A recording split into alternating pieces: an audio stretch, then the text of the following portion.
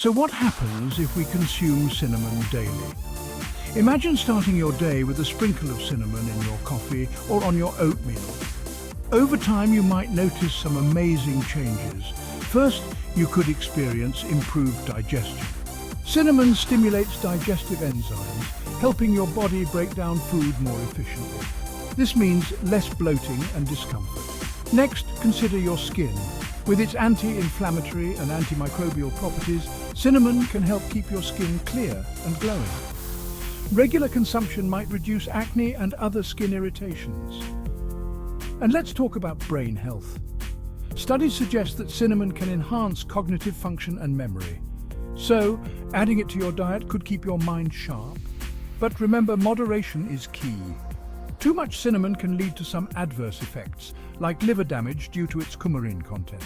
Stick to about half a teaspoon per day to reap the benefits without the risks. So, go ahead and make cinnamon a daily habit. Your body and mind will thank you. Stay curious, stay healthy, and keep exploring the wonders of nature's spices.